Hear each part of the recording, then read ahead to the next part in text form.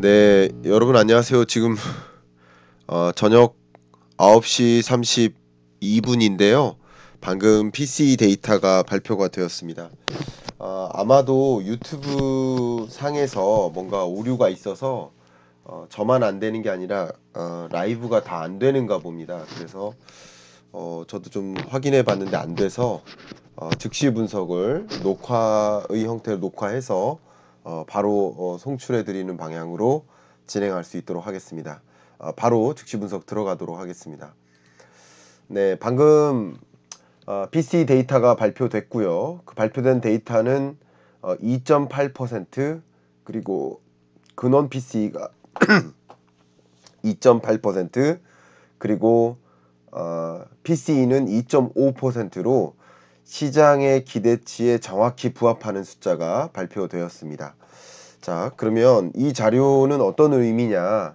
어쨌든 근원 물가 같은 경우는 2.8%로 내려올 것으로 생각을 했었습니다. 내려올 것으로 생각했는데 내려왔습니다.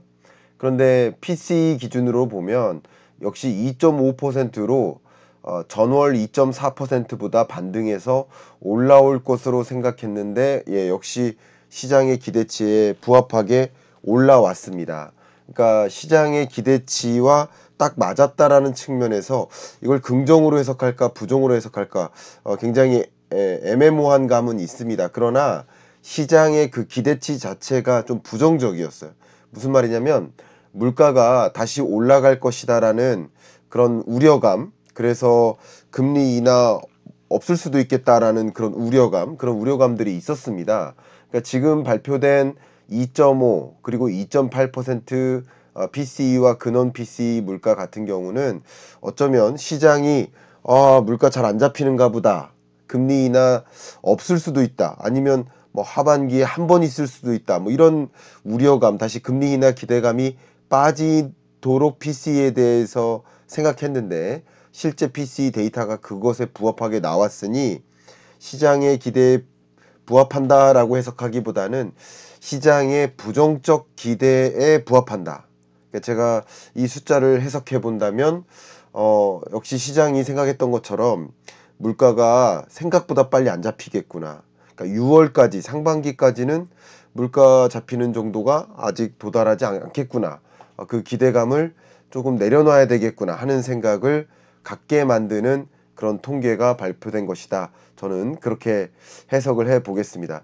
실제 이 2%라는 숫자를 다시 한번 이 그래프상에 제시를 해드리고 싶은데요. 여기 보시면 제가 지금 그래프를 이렇게 놓을게요. 빨간색 선이 움직이죠.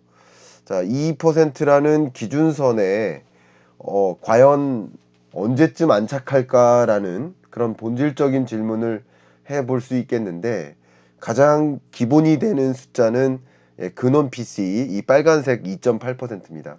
이게 과연 2.123% 정도, 이 정도 목표 물가에 부합하는 시점은 언제일까라는 것을 이제 항상 우리 스스로 질문을 던지고 페드도 그것에 대해서 전망하고 답변하고 있는데, 생각했던 것보다 이 보시는 것처럼 뭐 4%대에서 뭐 3% 수준으로 떨어지는 데는 또 상당히 빠른 시간 안에 도달했지만 2%대에 진입하고 나서는 뭐 이렇게 2.9, 2.9, 2.8%로 끈적끈적하게 물가가 잘 안 떨어지는 양상이다, 이렇게 볼 수 있고요.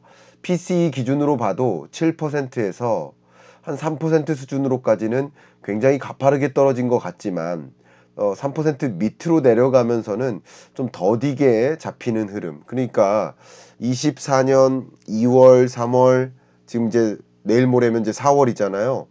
4월, 5월 동안에도 PC 데이터가 쉽게 떨어지는 그런 것들, 그런 결과치를 받아보기는 쉽지 않아 보이는구나 라는 것을 생각해 만드는 그런 PC 물가 발표였지 않나, 이런 생각을 해봅니다. 추가적으로 물가 진단을 좀 진행해 보도록 하겠습니다.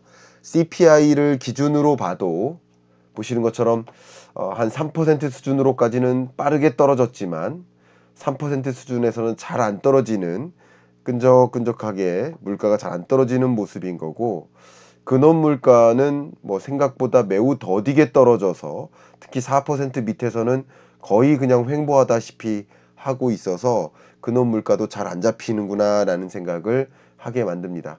역시 월 초에 발표되는 약 11일 전후에서 발표하는 CPI가 전월보다 물가가 반등했기 때문에 3.1에서 3.25 반등했기 때문에 PCE 같은 경우도 전월보다 반등하지 않겠는가 하는 시장의 다소 부정적인 물가가 잘 안 잡힐 것 같아야 하는 우려감 섞인 전망이 있었고 기대가 있었는데 그 기대에 우려감 섞인 우려되는 원하지 않는 부정적인 기대에 정확히 부합하는 통계가 발표된 것이다.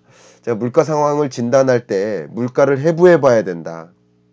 전체 물가를 통계를 기록할 때 역순으로 설명해 드려 볼까요?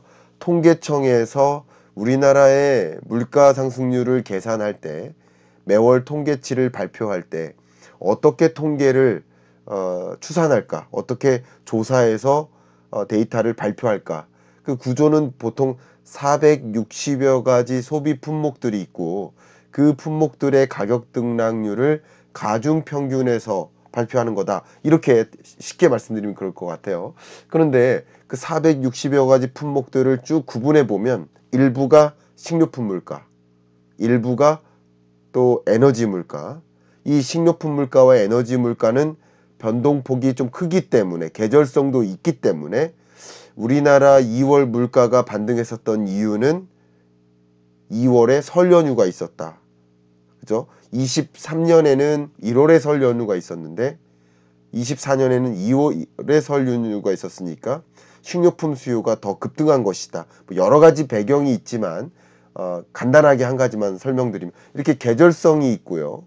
시간적 특성들이 있어. 그렇기 때문에 이 물가를 발표할 때 이렇게 식료품 물가나 에너지 물가는 뭐 지정학적 리스크나 뭐 이런 여러 가지 계절적 혹은 기후적 이런 요소에 많이 작용을 받기 때문에 둘을 제외한 나머지 물가가 잡히나 그 나머지 물가가 뭐야? 그게 근원 물가라는 거죠.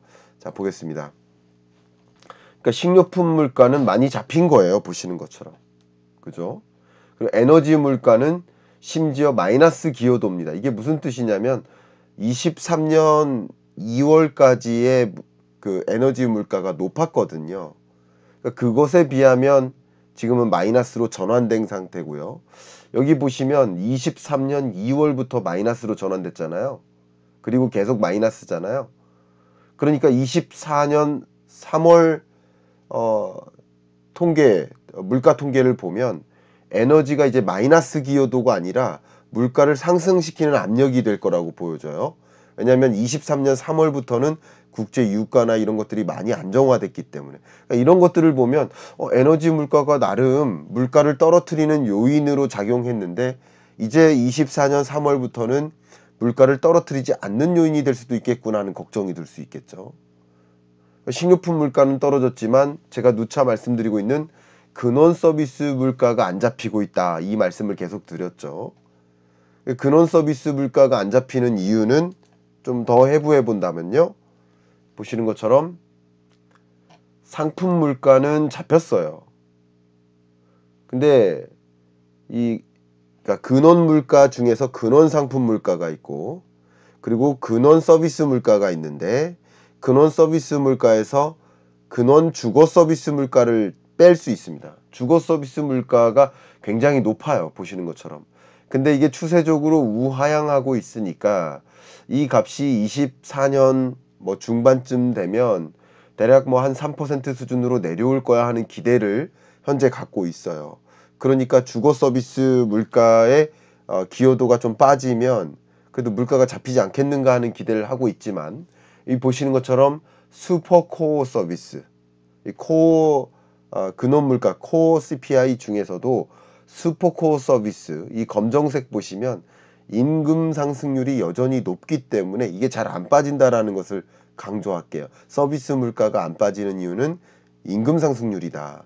주거 서비스 물가는 그나마 떨어지고 있다. 그러나 여러 가지 중에서 여전히 가장 높기 때문에 주거 서비스 렌트비와 임금 상승률이 둔화돼야 된다. 그래야 물가가 잡힌다. 근데 아직은 잘 안 잡힌다. 이렇게 말씀드릴게요. 자, 지금 물가를 진단해 봤는데 어쨌든 PCE 데이터를 받고 또 그 밖에 나머지 물가 지표를 가지고 확인해 보니 물가가 그래도 잡히기는 잡히는데 생각보다 24년 상반기 내에 잡히진 않을 수도 있겠구나 하는 걱정, 이런 걱정들이 충분히 들겠죠. 자, 그러니까 당연히 주요 인사들이 뭐라고 보통 발언하고 있습니까? 최근 한 일주일 동안 주요 인사의 발언들을 좀 소개해 드리겠습니다. 크리스토퍼 월러가 뭐 굉장히 유명한 연준 이사회 이사죠. 올해 1, 2월 예상치를 이 물가 지표가 좀 예상치를 상회하면서 좀 실망스럽다. 적어도 몇 달간 더 나은 데이터를 보고 싶다. 실망스럽지 않은 물가가 확 잡히는 모습을 보고 싶다. 이런 표현을 했어요.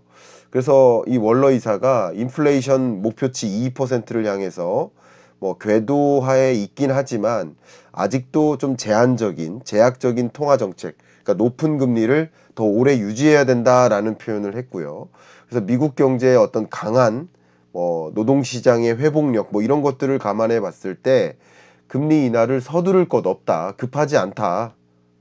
서둘렀을 때 더 큰 위험이 올 수 있다. 라는 표현을 했습니다. 그 다음 다른 인사를 보겠습니다. 너무나 유명한 라파엘 보스틱, 애틀란타 연준 총재죠. 조금 글씨를 이렇게 가져와 볼게요. 잘 보이시나요? 네.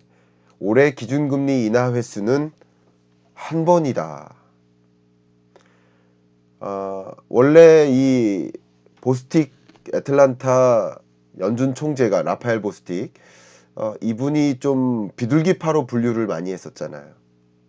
그래서 비둘기적인 표현을 할 거라고 생각했는데 비둘기파로 분류되던 라파엘 보스틱 총재마저 시장의 예상을 완전히 깨고 올해 기준금리 인하 횟수는 한 번이라고 전망한다 라는 이 표현 자체가 투자자를 어떻게 하겠습니까? 심리를 흔드는 거죠. 인플레이션 파이팅이 현재 연준의 최우선 과제다 라는 표현을 명확하게 제시했습니다. 이런 것들 때문에 소위 좀 뭐라고 해야 되나, 시장에서는 기대를 했었는데 아니구나 하면서 실망하는 모습이다. 좀 이렇게 정의를 하면 맞지 않을까 생각이 됩니다. 그 다음이요. 또 리사 쿡 이사를 좀 소개해 드릴게요. 저는 아마 제 채널에서는 리사 쿡 이사를 처음 소개해 드리는 것 같은데요. 독특한 이 이사만의 기록이라고 해야 될까요? 하나가 최초의 흑인 여성 페드 이사입니다. 그런 점이 이 리사 쿡 하면 따라오는 형용사 같은 그런 수식어인데요. 통화 정책을 너무 빨리 완화할 경우에 인플레이션이 오히려 고착화되고 물가 못 잡는다는 거죠. 그동안 나름의 진전이 있었는데 그 진전을 아예 멈출 수 있다. 그러니까 진전이 뭐예요? 디스인플레이션. 물가 상승률이 정점을 찍고 좀 떨어지는 흐름이었는데 그 떨어지는 흐름이 진전인 거죠. 2%를 향해 가는 거예요. 그 진전이 프로그레스예요. 근데 그 프로그레스에 있지만 아직 목표치까지는 안 온 거죠. 근데 그 진전을 멈추게 만든다. 그래서 경계감을 드러냈습니다. 그렇기 때문에 금리 인하를 서두를 순 없다. 통화정책 완화를 굉장히 신중하게 접근할 필요가 있다. 라는 표현까지 했습니다. 자, 이런 것들이 연준 이사들이 최근, 그러니까 3월 FMC 이후에 이런 발언들을 통해서 연준 이사들이 생각보다 올해 뭐 상반기 6월이나 아니면 7월 금리 인하도 좀 담보되지 않겠구나 하는 생각을 갖게 만듭니다. 물론 시장에게 너무 큰 기대를 줘서 조기에 물가 잡는 걸 실패하지 않도록 하기 위한 그런 메시지라고 해석할 수도 있지만 어쨌든 이런 종류의 메시지들을 해석해 보면 시장에서 기대하는 그런 수준의 상황은 아닌 거죠. 그죠? 자, 그러면 이제 여러 연준 위원들의 판단도 들어봤고, 이제 마지막인가요? 미국 경기 진단을 좀 해봐야 될 것 같아요. 미국 물가 상황은 좀 진단했고, 그 다음 미국 경기 상황은 어떤지를 확인해 봐야 되겠죠. 그렇게 확인을 한 다음에, 그 다음에, 어, 그 다음에는 이제 금리 인하 시점이 언제일까라는 것을 의견을 제가 또 드려야겠죠. 예, 그런 순서로 좀 가도록 하겠습니다. 미국 경기 상황 진단 가겠습니다. 오늘 발표됐어요. 미국 경제 성장률 확정치가 발표됐습니다. 예, 설명을 먼저 여기부터 드리면, 원래 GDP 통계가 발표될 때 지금 발표된 GDP 통계는 23년 4분기 통계입니다. 그러니까 24년 4분기 통계가 언제 발표되는 거예요? 약 한 달 지나서. 그럼 24년 1월에 뭐가 나와요? 여기 보면 Advanced Estimate, 첫 번째 추정치인데, 보신 것처럼 추정치니까 추계한 거니까 이것은 예측치라고 볼 수도 있을 것 같아요. 혹은 속보치라고도 볼 수 있어요. 그 속보치가 나오고, 그리고 약 한 달 후에 잠정치가 나와요. Second Estimate. 그리고 이번에 또 한 달 뒤에 뭐가 나와요? 확정치가 나와요. 속보치, 잠정치, 확정치가 발표되는데, 그러니까 오늘 발표된 23년 4분기 GDP 증가율은, 미국의 증가율은 3.4%로 종전에 발표됐던 3.3에서 조금 떨어졌다가 3.2로 다시 종전 리얼 GDP 수준보다 높은 3.4로 확정한 모습입니다. 자, 이걸 가지고 보여드리면, 미국 경제 성장률이 22년부터 강하게 금리를 인상했으면, 그러면 그것에 따른 영향이 나타나야 되는 거 아니냐라는 게 가장 대표적인 의견이었죠. 그런데 23년 3분기 GDP 성장률이 5.5%를 기록했고요. 그리고 23년 4분기 성장률도 또 3.4%로 굉장히 견조한 흐름을 나타내고 있는 거예요. 이게 정말 과연 5.5%까지 기준금리 인상한 나라 맞느냐 하는 질문을 정말 많이 남길 만큼, 그럴 만큼 굉장히 이례적인 통계가 발표됐었던 겁니다. 그만큼 미국 경제가 아직까지는 매우 견조하다라는 것을 의견을 드리고요. 다만 미국 경기 상황이 앞으로는 어떨까 보시는 것처럼, 24년 1분기부터 미국의 잠재 성장률, 자, 미국 잠재 성장률이 그냥 말씀드리면 한 2.12%라고 보시면 좋아요. 이 정도. 근데 24년 1분기부터 미국 경제 잠재 성장률이 2% 수준을 밑돌고, 그죠? 2분기, 3분기까지 더 좀 강하게 밑돌고, 그러다가 제자리로 돌아올 거야 하는 이런 전망이 우세합니다. IB의 전망이죠. 글로벌 투자은행들의 전망. 이런 것들은 제가 그동안 말씀드렸던 소프트 랜딩의 모습이다, 이렇게 볼 수 있겠어요. 하드 랜딩의 모습은 아니에요. 하드 랜딩은 더 강한 경기 침체 혹은 경제 위기급의 무언가가 오는 거, 이렇게 돼야 하드 랜딩인 거죠. 그죠? 근데 이렇게 소프트 랜딩이 올 것이다 라고 저도 전망을 하고 있는데, 노 랜딩은 계속 2% 위에서 웃도는 거죠. 예. 그런데 이런 흐름을 본다면, 참고로 말씀드리면 김영익 교수님하고 또 김대호 박사님하고 100분 토론하듯이 CBS에서 방송을 했고, 그 CBS 영상, 제가 진행을 맡은 영상이라, 방송이라 그 영상을 제 채널에도 같이 공유를 해드리기 시작했어요. 얼마 전부터. 네, 토요일 아침이면 그 영상을 보실 수 있습니다. 그러니까 저의 뷰도 중요하지만 김영익 교수님은 하드 랜딩으로 전망하고 계시고, 김대호 박사님은 거의 노 랜딩에 가깝게 보시는데, 제가 그 중에는 이제 중간선이죠. 약간 그렇게 전제를 할 수 있겠는데, 어쨌든 지금 IB 같은 경우 이렇게 보고 있다. 미국 경기가 다소 이제 경기 둔화의 흐름을 나타낼 것이다 라고 보고 있습니다. 실업률도 그동안 3.7% 수준, 굉장히 강한 완전 고용에 가까운 숫자를 보이다가 2월 실업률이 3.9%로 나름 반등했거든요. 그러니까 근래 들어서는 가장 높아요. 이게 4%를 초과하지 않겠는가 하는 생각을 많이 합니다. 이게 24년 2분기 때 4% 수준을 웃돌지 않겠는가. 물론 4%의 실업률도 높은 실업률이에요. 미국 경제로서는. 그럼에도 불구하고 어쨌든 종전에 뭐 3% 초반에 해당되는 이런 실업률이 아니라 그냥 레벨이 그냥 4%를 웃도는 완만한 고용 충격이 올 수 있지 않을까 하는 생각을 현재로서는 하고 있습니다. 제가 누누이 미국 경제를 진단할 때 정말 중요한 것이 뭐라고 말씀드렸어요. 물가가 잡히도록 하려면 고용 충격이 다소 와야 되는데 그 이유는 결론적으로 임금 상승률이 둔화돼야 된다. 임금 상승률이 둔화돼야만 서비스 물가가 잡힐 수 있다. 이런 말씀을 드렸는데 임금 상승률도 최근 근래 들어 가장 낮은 상승률 4.3%까지는 떨어졌습니다. 근데 제가 말씀드렸던 것은 이게 4를 밑돌아야 된다. 3.5에서 4 사이 정도의 임금 상승률로 떨어져야만 그래야만 물가가 근원 물가가 잡힐 수 있을 것이다. 이런 말씀을 좀 여러 차례 드렸죠. 자, 이런 것을 바탕으로 봤을 때 미국 경제가 생각보다 강한 견조한 흐름을 보이고 있고 그렇기 때문에 소비도 좀 일어나고 있고 소비뿐만 아니라 굉장히 중요한 게 뭐예요? 경기가 뒷받침되니까 고용도 괜찮고 뭐 그러다 보니까 임금 상승률도 안 떨어지고 그러니까 물가가 더디게 잡힐 것이다라는 우려가 있는 거예요. 그죠? 현재로서는.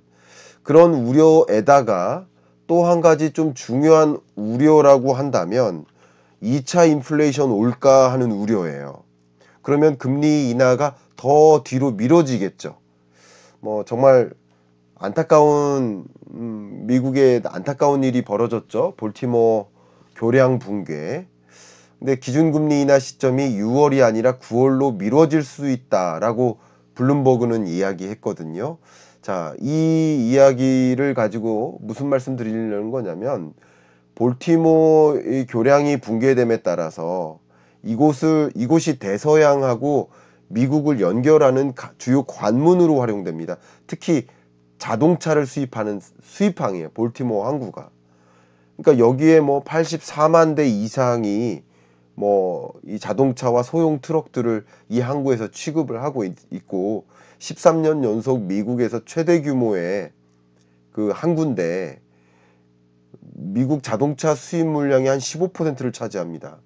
그러니까 이런 볼티모어 교량 붕괴로 항구가 아무리 빨라도 5월까지는 이 항구가 다시 활용되기가 어렵다, 재가동되기가 어렵다라고 보고 있거든요. 그러니까 약간 그런 종류의 것들도 제가 얼마 전에도 2차 인플레이션 오지 않는가 하는 질문에 대해서 여러 가지 파나마 운하라든가 수에즈 운하 같은 지정학적 리스크, 기후변화 이런 여러 가지 것들이 중첩되면서 물가가 안 잡히게 될 수 있다라는 말씀을 또 드렸었는데 2차 인플레이션에 대한 우려를 어떻게 생각할까요? 연준 위원들이 고려하겠죠. 볼티모어 사태는 이번에 처음 만난 거니까 변수가 등장한 거예요. 그러니까 2차 인플레이션을 우려할 만한 일이 그래도 뭐 엄청 큰 일은 아니겠지만 22년에도 러우 전쟁 때 왜 이렇게 물가가 급등했을까요? 공급망 병목 현상이었거든요. 그러니까 그런 것들이 금리 인하 기대감을 또 누그러뜨리는 시장에서 기대했던 그 금리 인하가 어려울 수도 있겠다 하는 생각이 들게 만드는 그죠? 금리 인하에 대한 기대감이 쭉 떨어지게 만드는 그런 효과였지 않을까 이런 생각을 해 봅니다. 자, 그런 관점에서 말씀을 드려보면 지금 금리 인하 기대감 물론 5월 1일자죠. 미국은. 그러니까 한국으로는 5월 2일 새벽입니다. 저는 이제 FOMC 회의 때 즉시 분석도 해드리겠습니다만 새벽 3시 반이겠죠. 해드리겠습니다만 지금 현재 이 5월 FOMC 회의 때 정말 95.8%가 동결할 거라고 생각하고 있어요. 5월 금리 인하는 아예 생각도 안 하고 있습니다. 그러면 언제 금리를 인하할까라고 고려를 해봐야 되는데, 현재로서는 미국이 6월에 금리 인하할 거라고 믿고 있어요. 그 금리 인하 기대감 좀 볼까요? 보시는 것처럼 지난 1월까지만 해도 3월에 인하할 거야 라고 생각했는데 3월 이미 끝났죠. 그리고 지난 1월 25일까지만 해도 5월에 금리 인하할 거야 라고 생각했는데 지금은 5월 금리 인하 포기한 거죠. 그죠? 시장에서도 포기한 거예요. 이게 금리 인하 기대감이 무너지는 과정이에요.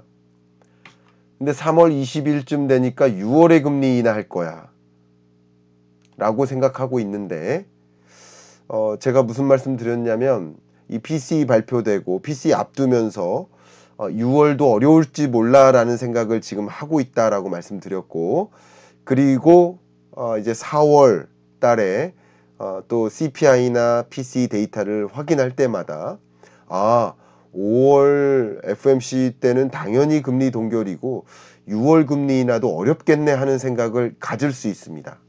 왜냐하면 4월에 발표되는 PCE와 CPI 물가 데이터는 3월 물가인 거예요. 근데 그 3월 물가에는 볼티모어 항구 사태가 일부라도 반영이 되겠죠. 근데 본격적인 물가 상승 압력은 아니겠지만, 그러니까 본격적인 물가 상승 압력은 4월 지표를 봐야 되는데 그 4월 지표는 5월에 발표될 거예요. 그러니까 이 볼티모어 항구 사태가 물가에 영향을 미친다고 말씀드렸죠. 근데 그 물가에 미치는 영향은 4월 물가에 반영이 될 거라는 거죠. 그렇죠? 그럼 4월 물가는 언제 확인해요? 5월에 확인해요. 그러면 5월 1일 FOMC 회의 때는 4월 물가를 확인하지도 못한 채 어쩌면 불확실성을 가지고 접근하는 거잖아요. 그러니까 당연히 금리 인하 시점을 앞당기겠다라는 그런 선제적 지침을 주기 어려울 수 있습니다. 그래서 지금으로서는 제가 그동안 들었었던 의견 7월에 무게를 두고 있다라고 말씀드렸는데 7월이 아닐 수도 있겠구나 하는 생각을 조금씩 갖게 만듭니다. 저도 이제 7월이 아니라 9월로 갈 수 있겠다라는 생각도 합니다. 그래서 지금은 6, 7월이 아니라 7, 9월이다 이렇게 의견을 드릴 수 있을 것 같아요. 이게 금리 인하에 대한 기대감이 무너지는 거죠. 자, 그러면 언제 인하할 것인가? 5.5%까지 기준금리를 인상했고, 인상한 이 기준금리는 제가 말씀드린 대로 7 혹은 9월이다. 조금 더 자신 있어진다. 이렇게 말씀드리고요. 6월 10일, 12일이면 5월 물가 CPI를 받아든 상태예요. 5월 CPI. 그리고 PCE 기준으로는 4월 PCE를 받아든 상태예요. 그죠? 거의 그런 지점인 거예요. 그런 지점이기 때문에 볼티모어 항구나 또 아까 말씀드렸던 국제 유가, 에너지 물가의 기여도도 마이너스에서 플러스로 작용한다는, 끌어내리는 역할이었어요. 에너지 물가는 이제 같이 조금이라도 맞드는 역할로 움직여요. 그러니까 그런 것들이 물가의 흐름을 끈적끈적하게 못 잡게 만드는 그런 요인으로 될 것이고, 2차 인플레에 대한 우려감을 FOMC 위원들이 갖기 시작할 것이기 때문에 당연히 6월도 어려워졌을 것이다라고 생각하고, 더군다나 6월 FOMC 회의 때 이 스타 마크가 있는 것처럼 점도표를 새로 발표해요. 그러니까 포워드 가이던스를 이때 제시할 수 있어요. 그러기로서는 좀 7월이 어렵지 않을까 이런 생각을 합니다만, 어쨌든 7월, 9월 요 정도로 좀 무게 중심을 두고 싶습니다. 그러니까 미국의 금리 인하 시점이 조금 더 기대감조차 6월이었다가 7월로 넘어가는 구간이고요. 지금 현재 제가 느끼기에는, 제가 분석하기에는. 그리고 저도 7월보다는 9월로 넘어갈 수도 있다. 실제 금리 인하. 그러니까 이건 금리 인하 기대감이 넘어간다는 얘기고요. 실제 금리 인하 시점에 대한 판단은 또 역시 7월에서 9월로 넘어가는 느낌인 것 같은데, 그렇게 되면 우리나라의 금리 인하는 8월도 어려울 수 있지 않을까. 8월도. 그러니까 지금으로선 8월에 무게중심을 더 두고 있고, 지금으로선 7월에 무게중심을 제가 미국은 7월에 두고 있다고 말씀드렸는데 이렇게 의견을 드렸죠. 그런데 8월도 조금 더 어려워지는 순간이다. 그러면 이제 10월 가능성이 더 높아지는 우리나라의 금리 인하 시점도 이렇게 판단하면 도움이 되겠습니다. 자, 녹화를 위해서 마지막으로 의견을 드린다면 여러분들이 이렇게 경제를 이해하고 물가에 대한 정확한 진단, 또 금리 인하 시점에 대한 진단, 이런 걸 여러분 스스로 하실 수 있었으면 좋겠다, 이런 말씀을 지속적으로 드려오고 있는데, 그렇게 하시는데 여러분이 경제 공부할 때 좀 가장 쉽게 입문할 방법이 무엇입니까? 이런 질문을 많이 주셔서 그럴 때는 제 가장 쉬운 경제 입문서라고 표현하고 있습니다. 경제 읽어주는 남자의 15분 경제 특강으로 입문하시길 추천드리고, 그리고 2024년 경제 전망서를 또 보시면서 금리 인하 얼마나 있을 것인가를 실제 그 입문을 하셨다면 입문서의 기초에서 응용서를 보시면 더 도움이 될 거라고 생각이 됩니다. 저는 24년 경제 전망서에서는 24년 연내 하반기 끝자락에나 금리 인하가 2차례 있을 수 있다라고 표현을 해 놨어요. 지금의 경기 흐름과 물가 흐름과 여러 가지 것들을 고려했을 때는 그렇게 갈 가능성이 높아진다라는 생각을 조금 더 명확하게 하게 되는 순간인 것 같습니다. 자, 여러분들 오늘 PCE 분석 저도 안타깝네요. 라이브로 하고 싶었고 다른 영상도 또 설명드리려고 준비를 했는데 못하게 됐네요. 저도 아쉽지만 라이브를 못해서 아쉽지만 오늘 이 영상으로라도 충분히 여러분이 경기 판단하고 물가 판단하고 금리 인하 시점을 가늠하는데 참조가 되셨기를 바라는 마음, 그런 마음 담아서 마무리하겠습니다. 여러분 주말 즐겁고 행복하게 보내세요. 안녕히 계세요.